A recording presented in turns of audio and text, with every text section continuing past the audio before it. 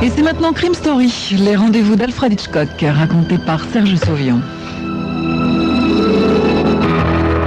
Aujourd'hui, de vrais amis de Patrick O'Keefe.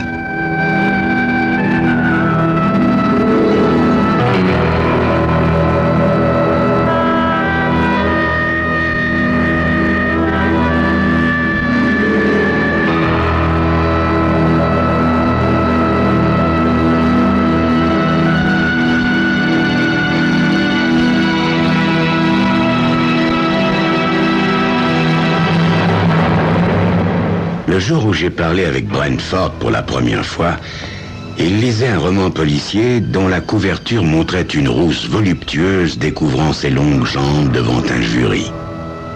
Brentford avait retenu une place sur l'ambassadrice, ce vieux bâtiment de taille moyenne, moitié paquebot, moitié cargo, qui, en cette période d'après-guerre, fait le trajet New York-Londres. Je regarde le pilote descendre dans sa chaloupe, puis je me rends au fumoir. Brentford est assis à une table, seul. Son roman dans une main, un verre dans l'autre. Quand j'entre, il lève les yeux et son visage s'éclaire d'un sourire amical. « Plutôt calme !» me lance-t-il en jetant un œil dans la pièce vide. « Ah, ça va s'animer quand les autres passagers auront déballé leurs affaires. » Il m'invite à prendre un verre, mais je refuse. Néanmoins, par politesse, je tire une chaise et l'encourage à bavarder. « Vous devez être le médecin du bar, » dit-il en désignant les 3 galons dorés et le caducée brodé sur ma manche. Je confirme, puis je me surprends à raconter ma vie à cet homme que je connais depuis à peine 5 minutes, lui confiant que c'est à cause d'une faiblesse cardiaque que j'ai abandonné toute idée de me constituer une clientèle particulière pour adopter la vie plus calme de praticien flottant.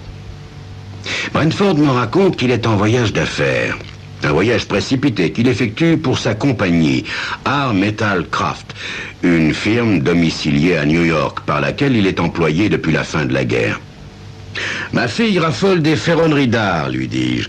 D'ailleurs, elle va bientôt aller à New York pour acheter quelques meubles en fer forgé dont elle souhaite décorer sa pelouse et son patio. »« Ah bon ?» fait Brentford. « Eh bien, si vous le voulez, je vous ferai une recommandation pour Averladi. C'est lui qui s'occupe de nos salons d'exposition. Il se fera un plaisir de les lui faire visiter, de lui donner des conseillers et de la faire profiter des avantages de la maison. » Je le remercie et il me dit « Dr. Jensk, j'apprécie énormément votre compagnie et votre conversation aussi.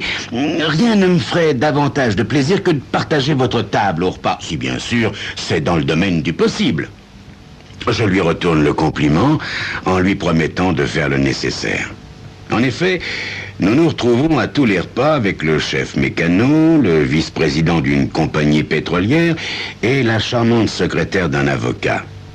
Le groupe est très sympathique et Brentford en est le bout en train. D'ailleurs, tout le monde sur le paquebot recherche sa compagnie. Jeunes, vieux, couples, célibataires, du passager le plus collet monté à la voyageuse la plus humble, nul ne peut croiser sa longue silhouette décharnée sans lui rendre son sourire jovial et échanger avec lui quelques mots. C'est au cours de la 3e soirée qu'il me parle pour la première fois de sa femme. Nous nous trouvons tous deux dans le fumoir alors que le reste de notre petit groupe se trouve dans le salon. Il me parle de la petite maison isolée qu'il a louée au nord-est de l'État pour y passer les week-ends, loin du bruit et de l'agitation de la ville. Puis, il sort son portefeuille et me tente une photo. La photo représente une bicoque au toit de bois qui semble en bien mauvais état et qui aurait bien besoin d'une bonne couche de peinture. Un garage ouvert y est accolé. Elle n'a pas l'air comme ça, mais cette baraque est très confortable, un havre de paix, tout à côté d'une route de campagne. Margot, c'est le nom de ma femme, Margot et moi avons pris l'habitude de nous réfugier à la campagne, particulièrement pendant l'époque des grosses chaleurs. Le vieux fermier propriétaire de cette baraque m'a proposé de l'acheter, mais j'ai demandé à l'essayer d'abord. Je compte la rénover complètement. Vous voyez, ici, c'est Margot, ma femme. Une belle fille aux cheveux roux et qui ne souriait pas. Elle semble plus jeune que Brentford, auquel je donne une petite 50aine d'années. Margot, elle, est petite et assez jolie. Margot est anglaise, voyez-vous. J'ai fait sa connaissance pendant la guerre. Elle aidait sa mère à envoyer des colis. Eh bien, vous ne me croirez pas, Margot continue à se consacrer à des œuvres de charité. Mais c'est comme si la guerre continuait, que les Anglais avaient encore besoin de vêtements. Elle a réussi à me coller une malle entière. Elle savait que je n'en voulais pas. Eh bien, elle s'est débrouillée pour la faire livrer dans ma cabine. Qu'est-ce que je vais bien pouvoir en faire, hein? Alors que j'ai à peine le temps de remplir les formalités pour le renouvellement de mon passeport. Quand je suis arrivé au consulat, j'ai dû expliquer que j'étais un ami du consul général et même menacé de l'appeler pour avoir mon coup de tampon. Le soir suivant, Brentford m'invite à prendre un verre dans sa luxueuse cabine. Je suis flatté de son invitation. Il m'installe royalement dans l'unique fauteuil et prépare 2 cocktails.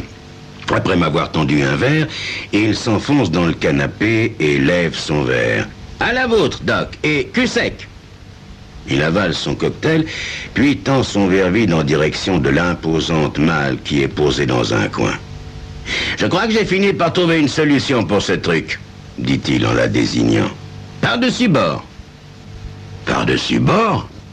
dis-je, pensant qu'il plaisante. « Oui, c'est la meilleure des solutions. De toutes les façons, Margot ne m'a pas fait remettre les clés de cette malle, alors je pourrais même pas l'ouvrir si les douaniers me le demandaient. Et j'ai pas l'intention de me donner en spectacle à cause de ce truc idiot, voyez-vous. Mais si vous voulez, je peux demander aux autres passagers qui possèdent une malle de vous prêter leurs clés, on ne sait jamais. Non, docteur, mon vieux, s'il y a une chose que je déteste, c'est bien de déranger les gens avec mes petits problèmes. Enfin, Brentford, que direz-vous à votre femme? Eh ben, je lui dirai que je l'ai perdue. Ce sont des choses qui arrivent. Je n'aurais pas à lui préciser qu'elle s'est perdue par-dessus bord. Donc, si vous voulez être assez aimable pour me donner un petit coup de main, docteur. Brentford pose son verre et se dirige vers la malle. Manifestement, il a pris sa décision.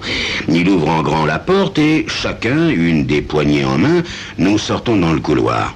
Je fais remarquer à Brentford qu'elle est vraiment très lourde, cette malle. Mais oui, je parie que Margot s'imagine que les Anglais sont encore rationnés et qu'elle a rajouté des boîtes de corned beef. Dans le couloir, nous croisons une jeune femme ravissante en robe du soir. Elle semble amusée par la scène et lance un grand sourire à Brentford. Nous atteignons le pont inférieur. Il est peu éclairé et presque désert. Nous soulevons la malle, l'appuyons un instant sur la barre supérieure du garde-fou avant de la faire basculer. Elle frappe l'eau avec un plouf retentissant. Le lendemain matin, au petit déjeuner, je raconte à nos compagnons de table comment nous avons fait faire le plongeon à cette malle. Avant de débarquer à Londres, Brentford vient me saluer, et tout en me serrant chaleureusement la main, il me dit « Si ça vous chante de monter en ville pendant que le bateau est au port, passez donc boire un verre avec moi au Savoy quand vous voudrez, j'y serai tous les jours dès l'ouverture. » Puis il me tend une carte de visite. « Tenez, c'est pour votre fille. » Au dos, il avait écrit un mot au crayon pour monsieur Averladi. Ce témoignage de reconnaissance est bien faible, ajoute-t-il, à côté de ce que je vous dois. Grâce à vous, ce voyage m'a été des plus agréables. Apportez ce petit mot à Averladi dès votre retour à New York. Il doit bientôt partir en vacances. Le matin suivant, je me retrouve par hasard dans les parages du Savoy vers midi. Je m'installe à une table, me réjouissant de revoir Brentford. À 12h30, il n'est pas apparu. J'attends jusqu'à 2 heures, puis je m'en vais, déçu.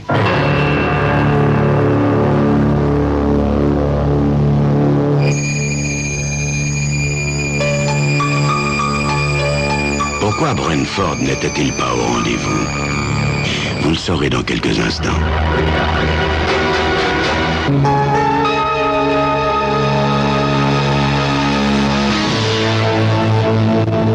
Le jour de mon retour à New York, je téléphone du bateau à ma fille. Je lui parle de Brentford et d'Averladi. Elle me dit qu'elle va venir à New York dans quelques jours pour choisir ses meubles métalliques. Elle me remercie. Je lui explique que je vais aller moi-même porter la recommandation de Brentford. Une fois à terre, je fais quelques courses en ville, puis je passe au salon d'exposition d'art Metalcraft. Pourrais-je voir monsieur Averladi, s'il vous plaît? Je demande au premier vendeur tiré à 4 épingles qui me sert son sourire commercial. Le vendeur me fait traverser le hall et me conduit jusqu'à un petit bureau, derrière lequel se tient un homme de petite taille. Averladi se lève pour me recevoir. Je me présente, puis je lui explique « C'est Monsieur Brentford qui m'a conseillé de passer vous voir. Enfin, il a fait la recommandation pour ma fille. » Le petit homme lit la carte, puis la retourne. Pendant un certain temps, il semble perdu dans ses pensées. Puis, il lève son regard vers moi. « Dr. Jenks, voilà... Je serais ravi de m'occuper de votre fille, mais la recommandation de Brentford est de trop, voyez-vous, il ne travaille plus chez nous. Oh, je suis navré. Je me hâte de dire, je n'étais pas au courant. Mais enfin, docteur, puisque je vous dis que je m'occuperai personnellement de votre fille, je suis tout prêt à la guider, à la conseiller. Elle a dit un accent indéfinissable. Ses yeux vifs sous ses sourcils épais m'étudient. Je suis en civil et c'est vrai que rien ne prouve que je sois officier de marine. Puis-je vous poser une question, docteur? Est-ce que vous êtes un vieil ami de Brentford? Non, pas exactement un vieil ami, mais depuis assez longtemps pour être un bon ami, enfin, je l'espère. Il m'a remis cette carte il y a quelques semaines et il m'a conseillé de vous la remettre quand je passerai à New York, voilà. Averladi semble hésiter, puis il m'invite à m'asseoir. Puisque vous êtes un bon ami de Brentford, je crois que je ferai aussi bien de vous dire pourquoi elle ne travaille plus chez nous. Voilà. Il y a environ 4 semaines, Brentford me téléphone pour me dire qu'il est malade et qu'il ne viendra pas pendant quelques jours. Il me dit qu'il a une forte fièvre. Bien. 2 semaines passent sans que j'ai aucune nouvelle de lui, pas un coup de fil, rien. J'appelle donc chez lui, ça ne répond pas. Je rappelle plusieurs fois jusqu'au lendemain, rien. Je me dis qu'il a dû partir quelque part pour reprendre des forces, mais je suis étonné qu'il ne m'ait pas averti. Il y a 2 jours, j'ai même reçu un appel de sa belle-mère qui se demandait où sa femme et lui pouvaient bien être. Et puis... 2 flics sont venus me poser des questions à son sujet. Ils m'ont dit qu'ils avaient disparu tous les 2. Ils sont rentrés de leur maison de campagne le dimanche soir. Le lendemain matin, Brentford a demandé au gardien de l'immeuble de lui monter sa grande malle entreposée au sous-sol. Le gardien a raconté au détective que c'était bien la première fois qu'il l'utilisait depuis qu'il l'avait emménagé. Le lieutenant de police m'a demandé si Brentford avait l'usage de cette malle dans ses voyages d'affaires. Quand je leur ai dit non, j'ai vu son regard s'assombrir. Je sais bien que Brentford n'était pas très heureux avec sa femme, mais enfin de là à la supprimer, c'est impensable, n'est-ce pas? Pour ce qui me concerne, j'aurais été tout aussi incrédule si je n'avais pas su ce qui était arrivé à cette malle. La stupeur doit se lire sur mon visage, car Averladi se hâte d'ajouter « Évidemment, je suis peut-être trop pessimiste. Peut-être que Brentford et sa femme vont réapparaître demain, sains et saufs. » Ma langue est gelée, je suis incapable de prononcer la moindre parole. Je pense bien sûr à cette malle qui dort avec son secret au fond de l'Atlantique, et puis je pense à mon ami, oui, je dis bien mon ami, Brentford. Je ne peux rien dire. Je me lève en balbutiant quelques mots et je sors sous le choc. Je retourne vers le bateau, terriblement préoccupé par cette histoire. Je n'arrive pas à imaginer Brentford en train de tuer sa femme. Je décide de laisser l'enquête suivre son cours. Je parlerai quand on me demandera de le faire. Cependant, certains points m'intriguent. Pourquoi Brentford m'a-t-il donné sa carte et m'a-t-il pressé d'aller voir Averladi? Et puis, ce rendez-vous quotidien au Savoy, m'avait-il juste utilisé comme complice? De retour chez moi, je m'attends à ce que la moitié des flics de New York fassent la queue devant mon domicile. Il n'y a qu'un homme. Dr. Jenks, je suis l'avocat chargé de la défense de M. Brentford. Il est accusé du meurtre de sa femme. Ah. Alors il est rentré à New York. Oui, il a été ramené par avion et il a fait une confession complète et spontanée. Et puis, il m'a raconté comment il vous avait persuadé de l'aider pour la malle. Dr. Jenks, est-ce que Brentford vous avait parlé de sa femme et de son alcoolisme. Je secoue la tête négativement. Alors l'avocat commence à me raconter toute l'histoire. Il ne s'en est aperçu qu'après son mariage avec Margot, il y a 1 an environ. Quand il a découvert qu'elle buvait comme un trou, il est bien évidemment devenu fou. Il a tout fait pour la faire soigner, mais en vain. Le dernier week-end qu'ils ont passé ensemble, ils sont arrivés tard. Brentford entre par hasard dans la cuisine et il surprend sa femme en train d'ouvrir une bouteille de scotch toute neuve. Ça le rend dingue. Alors il se précipite pour la lui arracher. Elle essaie de l'assommer, mais rate son coup là. Il se précipite sur elle, le poing levé. Elle recule, trébuche sur une chaise, puis contre une table en fer, tombe et ne se relève pas. Brentford ne comprend rien à ce qui s'est passé. Puis, soudain, il réalise que sa femme est morte et que c'est lui qui l'a tué. Rupture de cervicale ou hémorragie cérébrale, vous comprenez? Il s'est retrouvé devant le fait accompli. Alors il s'est dit qu'il ne lui restait qu'à faire disparaître le corps.